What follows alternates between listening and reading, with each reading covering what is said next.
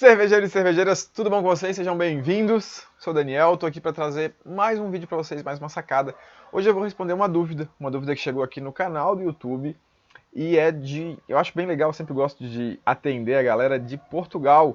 Dessa vez foi o Ricardo Borges que mandou a dúvida aqui pra gente. Daniel, boa tarde de Portugal. Antes de mais nada, gostava de agradecer estes vídeos, tenho gostado bastante. Show de bola. Agora eu queria colocar uma questão. Eu estou prestes a fazer a minha primeira lager, então a primeira lager que ele vai fazer e tem encontrado várias contradições relativas à temperatura, o calendário de fermentação e também quanto à temperatura de inóculo. Aí ele fala aqui uma série de questões, quanto à temperatura de inóculo, depois subir, descanso de acetil, tempo de, de lagering, se tem problema depois fazer priming, se vai ter leveduras suficientes, enfim, deixa muito obrigado. Show de bola! Então, eu vou falar o seguinte, eu vou dar para vocês 5 dicas para fermentação de lager. Acho que então o objetivo é a gente pegar algumas dicas básicas para garantir uma boa fermentação de lager e já adiantando para o Ricardo, bem complexa essa questão, perfil de fermentação e temperatura, é muito pessoal, varia de estilo para estilo e principalmente de cervejeiro. Então, se você vai procurar referências, com certeza vai encontrar várias questões e não existe uma lei, uma regra geral. Eu vou falar aqui alguns pontos que são fundamentais para quem quer produzir uma lager e quer fermentar bem, que esse é a grande questão para mim, e vou dar algumas dicas, algumas coisas do que eu faço. Tá? Vamos lá.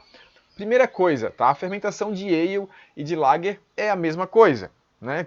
A gente tem muita preocupação, meu Deus, vou fazer fermentação de lager, ferrou, ale é muito mais fácil. Em tese, é a mesma coisa. A única diferença é a faixa de temperatura que você vai fermentar. Não era para ser um grande problema, mas tem sim grandes problemas. A gente acaba achando muito mais defeitos em fermentações quando está falando de lager e em contrapartida, aí, se a gente for comparar com ales. A grande diferença, assim, a principal diferença, e por que a gente encontra tantas diferenças, por que o pessoal fica preocupado e por que eu vou dar essas 5 dicas para vocês. Porque quando a gente está falando de lager, na grande maioria dos estilos de fermentação lager, a gente tem cervejas que são bem limpas, a fermentação é bem limpa, o perfil de fermentação é bem limpo, é muito pouco esterificado, certo? Menos esterificado que ales, bem menos esterificado que ales. Então é para ser uma cerveja com características de leveduras inferiores, menos destacadas do que uma ale, ok? E qual que é a questão? Temperatura de fermentação de lager é bem mais baixa. Então, é um dos agentes estressantes de fermentação.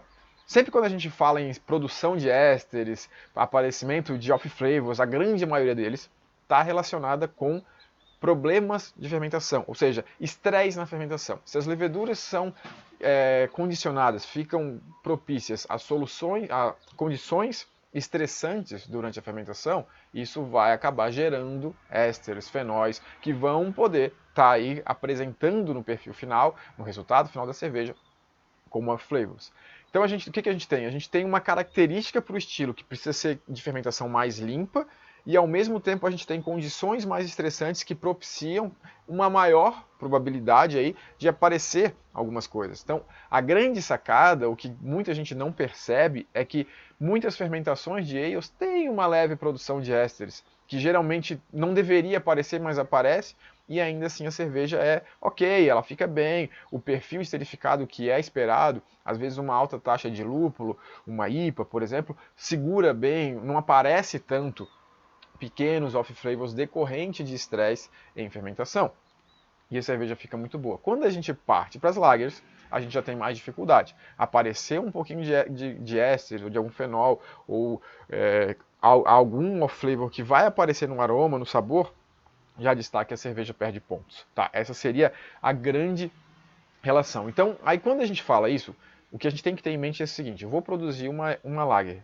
Qual é o grande objetivo? O grande objetivo quando a gente vai produzir uma lager é criar um ambiente muito saudável, ou seja, um mosto que vai ser um ambiente muito saudável, rico em nutrientes, rico em oxigênio e também ter uma quantidade adequada de leveduras e leveduras com boa vitalidade.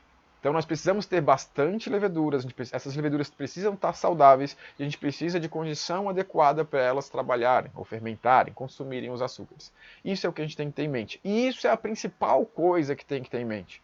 Muita gente associa que o resultado de uma boa lager vai estar se deixou em 10 graus ou em 12 graus, se inoculou em 20 ou em 10, e não é bem assim. A questão é justamente garantir uma boa fermentação, tá? Mas vamos lá.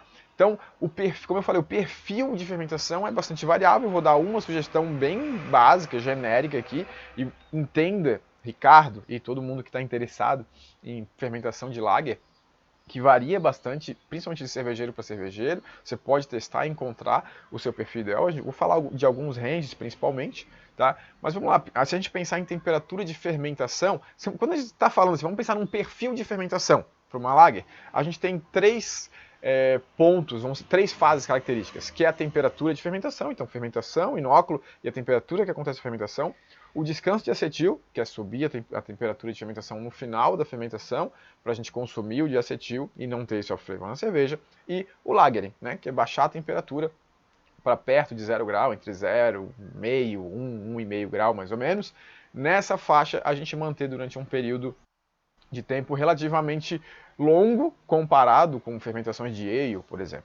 Então a gente pode pensar em faixa de temperatura na casa de 10 graus para a fermentação inicial. Isso algo em torno de uma semana, às vezes um pouquinho mais.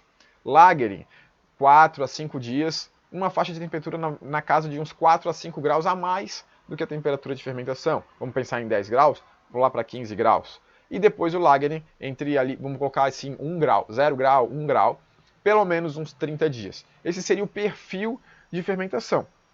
Tranquilo, qualquer cerveja lager que for feita com esse perfil de fermentação tende a ficar bem, ficar boa, ficar legal, se a gente não tiver problemas na fermentação. Aí é onde eu vou entrar com as 5 dicas do que a gente precisa fazer para acertar essa fermentação. E aí eu vou também dar um plus ali para falar da questão da taxa de inóculo, não da taxa de inóculo, da temperatura de inóculo, tá? A primeira dica que eu posso dar, que isso é fundamental, é adicionar levedura suficiente. Isso é o grande problema, tá? Grande problema. A grande maioria das produções de cervejas caseiras são feitas com taxas de inóculos abaixo do recomendado. Isso é fato, tá? Então, quando a gente está produzindo ale, taxas de inóculo abaixo do recomendado não são tão prejudiciais quanto quando a gente está produzindo lager. E como talvez muitos aqui saibam, vou só falar rapidinho, mas taxa de inóculo, via de regra para lager, é o dobro de uma fermentação de ale. Só que como a gente está acostumado a fermentar nossas ales com uma taxa de inóculo mais baixa, mesmo que a gente saiba que precisa ser o dobro e a gente dobre, como aquela regra clara, vou fazer 20 litros, eu uso um pacote de ale. Se eu vou fazer 20 litros de lager, eu uso 2 pacotes de lager. Acaba que você acha que está dobrando, acha que está com a taxa de inóculo adequada, mas continua com a taxa de inóculo abaixo do ideal. Esse é o fato. Então, por exemplo, a grande maioria das ales que eu faço, eu já faço com 2 pacotes. E se eu for fazer uma lager, eu vou fazer com pelo menos 3, para 20 litros. E quando você aumenta os volumes, se de 20 eu passo para 40 e 60, fica cada vez pior, porque se a gente com 20 litros ali, que é um pacote ou 2 pacotes, a gente já está com uma taxa de inóculo mais baixa do que precisaria, quando eu começo a dobrar, triplicar os volumes de produção de mosto, e duplicar e triplicar as quantidades de pacotes de leveduras que eu vou utilizar, por exemplo, o que acontece é que eu fico cada vez com menos leveduras proporcionalmente do que eu preciso. Então, ter a taxa de inóculo é fundamental. Começar com um starter bem oxigenado também é fundamental. Porque a gente, como é um ambiente que vai ser mais estressante para as leveduras, temperatura mais baixa, é fundamental que a gente tenha elas com uma boa vitalidade. Então, além de uma multiplicação celular que o starter vai proporcionar, de ter mais células, essas células vão estar com uma viabilidade, uma vitalidade maior. Por quê? Porque elas já vão estar num ambiente fermentando, já vão estar trabalhando ali, proliferando, com bastante oxigênio, e elas já vão estar mais ativas na hora de começar a fermentação. E aqui entra a questão do inóculo, né, da temperatura de inóculo. O starter em si, ele pode ser feito em temperatura mais alta, na casa de 20 graus, talvez até um pouquinho mais, em temperatura ambiente, dependendo de onde você está. Obviamente, o ideal na casa de uns 20 graus. Ele pode ser feito também em temperatura de fermentação, tá? Pode ser feito.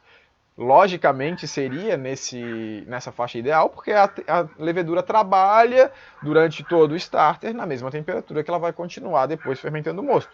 É o mais adequado. Só que assim você vai precisar de mais tempo de starter. Então a temperatura pode ser feita com uma temperatura um pouco mais alta? Pode, não é um problema.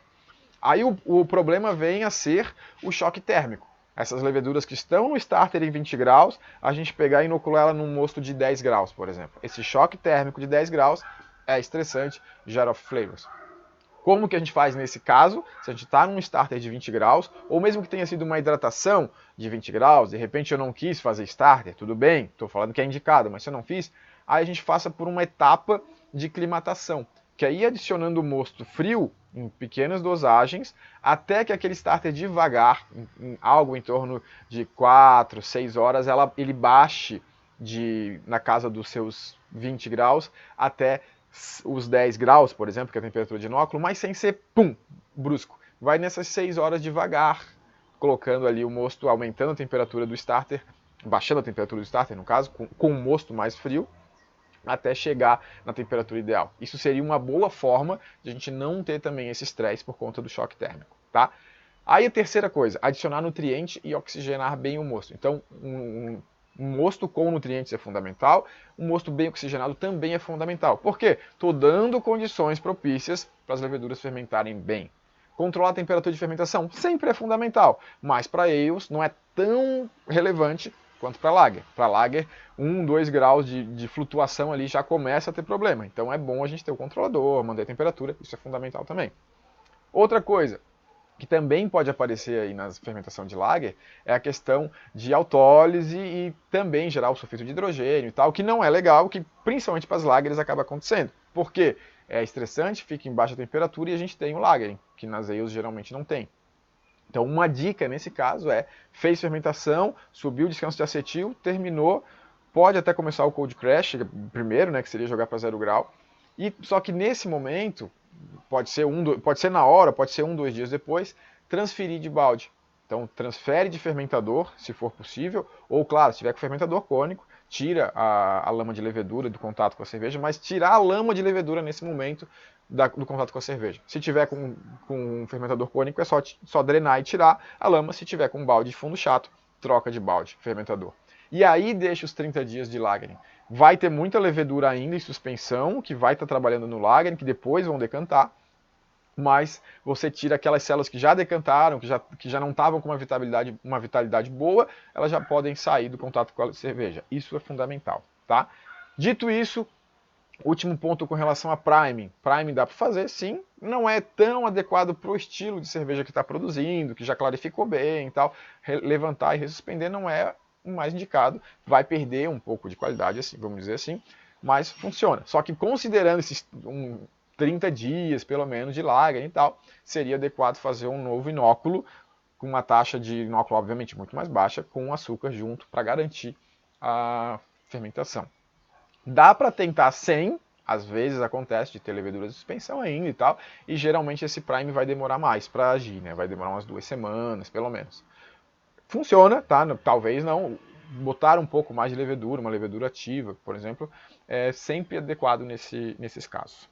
Tá bom, Ricardo? Eu acho que é isso. Então, a grande sacada, eu acho que desse vídeo é isso. Tem que se preocupar com a fermentação. Muito menos com as faixas de temperatura em si, mas com a qualidade da fermentação. Isso é fundamental. Com essas dicas que eu dei aqui, com certeza você já vai ter uma boa fermentação e vai produzir boas lagers. E aí, depois questão de temperaturas e ranges ideais e o tempo que fica em cada um, realmente fica de caso a caso, fica mais específico, né, e pessoal de cada cervejeiro. Por isso que provavelmente você já viu várias faixas de temperaturas e tempos diferentes. Mas nesses ranges, com certeza você vai ter bons resultados, tá bom? Grande abraço, mais uma vez um grande abraço pro pessoal de Portugal. E eu quero deixar aqui um convite, não um convite, mas uma mensagem, né, para quem é de Portugal, se vocês quiserem um dia aí pensar em algo, organizar um workshop, alguma coisa, eu tenho muita vontade de conhecer Portugal, eu tenho visto cada vez mais pessoas vindo aqui que seguem a gente, que falam, então se tiver um movimento bacana aí de cervejeiros em Portugal e vocês tiverem, alguém quiser tomar a frente aí, quiser fazer algum evento, alguma coisa por aí, quem sabe a gente não consegue agendar aí algo para falar com vocês aí de pertinho, chegar aí em Portugal para a gente trocar ideia, tomar umas cervejas juntos também, tá bom? Grande abraço, espero que vocês tenham gostado. Último aviso, a gente está há 10 dias de começar o nosso workshop cervejeiro, então se você ainda não está inscrito, aqui embaixo vai ter um link para você garantir a sua inscrição, tá bom? Um abraço, a gente se vê amanhã no próximo vídeo. Valeu!